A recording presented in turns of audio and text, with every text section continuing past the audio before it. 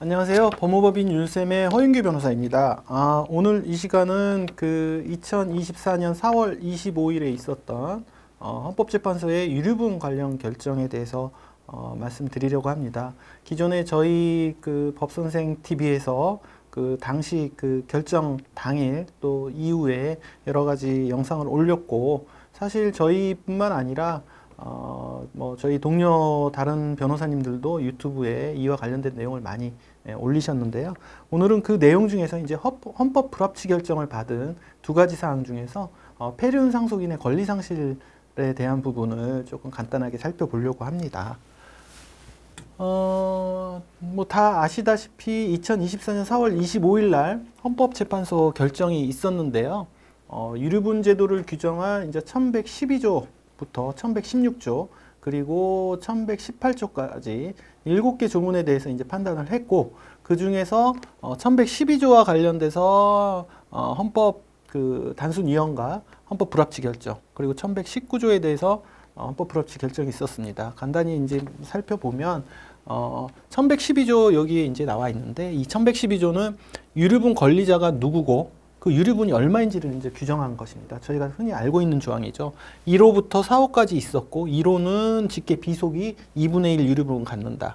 배우자가 2호는 2분의 1 갖는다. 직계 존속이 3분의 1 갖는다. 형제 자매가 3분의 1 갖는다. 라는 조항이었는데, 단순 이혼은, 이 단순 이혼 규정은 이 중에 형제 자매에 대해서는 유류분을 인정할 필요가 없다라고 해가지고 단순 이혼 결정이 됐고, 결정적으로 유류분 헌재 결정일 2024년 4월 25일부터 아예 효력을 상실을 했습니다. 그렇게 이제 간단하게 정리가 됐고요. 두 번째, 이 1112조를 보시면, 이 구조를 보시면 결국은 직계 비속이기만 하면, 배우자이기만 하면, 직계 존속이기만 하면 무조건 유류분이 인정되는 것처럼 나와 있는데, 모든 상속인에 대해서 예외 없이 이렇게 인정한 거는 헌법 불합치다. 예를 들면은 폐륜적인 상속인들까지 유류분을 갖는다는 거는 불합리하지 않느냐. 그렇기 때문에 일단 위헌인데, 다만 당장 이 조항 모두를 효력을 상실시킬 수 없으니 2025년 12월 31일까지는 이 해당 조항에 유류분권 상실 조항을 규정해라. 이렇게 이제 헌법 불합치 결정을 한 겁니다. 그리고 나머지는 1119조의 내용인데요. 이 1119조는 이 준용 규정입니다.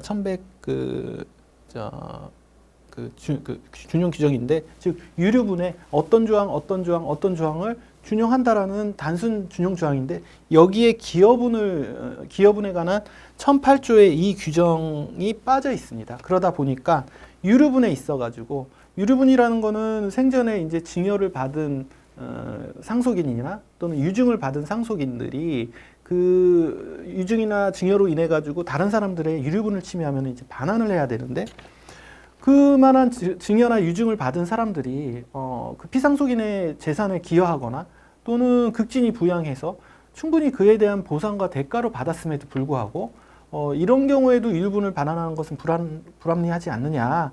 그래서 그런 기여 상속인에 대해서는 유류분 반환 의무를 배제시키는 조항을 둬야 되고, 그 조항을 이 준용 규정에 기여분 조항을 준용하지 않은 부분이 헌법 불합치다. 이렇게 결정한 것이 큰 이제 얼개에서 불합치 결정이 되겠습니다. 자, 그래서 좀 더 자세히 보면 이 중에서 이제 폐륜적 행위 상속인에 대한 유류분권 배제, 헌법재판소에서 어떻게 이제 판단을 했느냐. 자, 피상속인을 장기간 유기하거나 또는 정신적으로, 신체적으로 학대하는 등, 여기까지 예시입니다. 이런 식으로 폐륜적인 행위를 일삼은 상속인의 유류분을 인정하는 것은 일반 국민의 법감정과 상식에 반한다고 할 것이므로, 민법 제1112조에서 유류분 상실 사유를 별도로 규정하지 아니한 것은 불합리하다고 아니할 수 없다. 제가 앞에서 설명드린 내용 그대로죠. 그런데 이거는 헌법재판소에서 결정한 건 유류분권의 상실 제도를 얘기한 겁니다. 그런데 이거와 비교해야 될 것이 상속권 상실 제도라는 것이 있습니다. 상속권은 상속인의 지위 자체를 상실시키겠다는 겁니다. 유류분권은 상속권과는 좀 다른 개념이죠. 상속권이 있음을 전제로 해서, 상속인임을 전제로 해서 내가 어떤 그 재산을 부모로부터 받았는데 내가 원래 받아야 될 법정 상속분의 2분의 1 내지는 3분의 1을 못 받았을 때 그 수증자나 수의자한테 반환 청구할 수 있는 권리라서 이 두 개 개념은 이제 구분이 되는 겁니다. 근데 이 상속권 상실 선고 제도는 어디에서 나왔느냐? 민법 개정안이 최근에 이제 상정이 됐었고 결론적으로 이제 폐기가 됐습니다. 최근에 이거는 이제 예전에 그 구하라법이라고 해가지고 구하라 씨가 이제 사망하고 나서 연락이 두절되었던 친모가 나타나서 상속권을 주장하니 이런 경우에까지 상속권을 인정하는 것은 불합리하다라는 어떤 국민적 공분에 의해서 이제 국회에서 입법 예고를 했던 건데요. 이 그 개정안을 보면 직계 존속이 미성년자인 상속인에 대한 부양 의무를 중대하게 위반하거나 피상속인 또는 그 배우자나 피상속인의 직계비속에 대한 중대한 범죄 행위를 하거나 그 밖에 심히 부당한 대우를 한 경우에는 이제 상속권을 상실시키겠다는 건데 앞에서 보신 그 유류분권하고 약간 틀리죠. 여기서는 대상이 직계 존속입니다. 상속인 중에.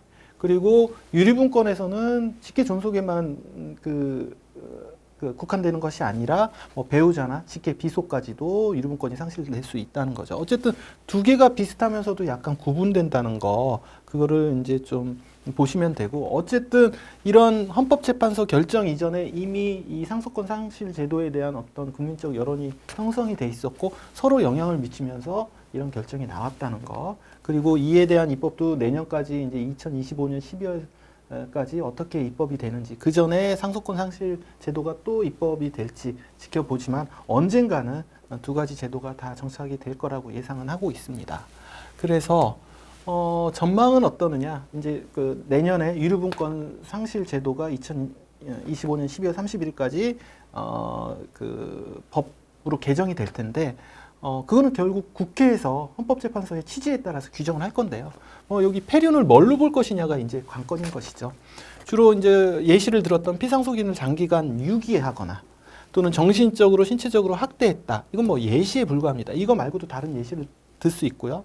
또 뭐 추가적으로 한다면 뭐 형법상 존속 학대나 존속 유기, 또 미성년자 자녀 방임, 요 정도는 돼야 적어도 유류분권이 상실되지 않겠느냐. 라고 이렇게 예상하고 있습니다.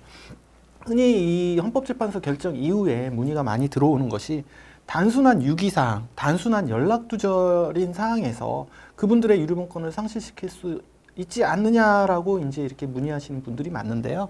제가 여기 말씀드린 요 정도는 돼야 상실이 되지 단순한 유기, 단순한 연락두절 사안을 가지고 유류분권을 상실시키기는 어렵지 않겠느냐. 그리고 이러한 정도에 해당되는지는 결국 구체적 사안마다 법원의 판단에 따라서 결정이 되지 않겠느냐 이렇게 예상하고 있습니다. 오늘 헌법 불합치 결정 중에서 폐륜적 상속인에 대한 유류분권 상실 제도에 대해서 좀 알아보았습니다.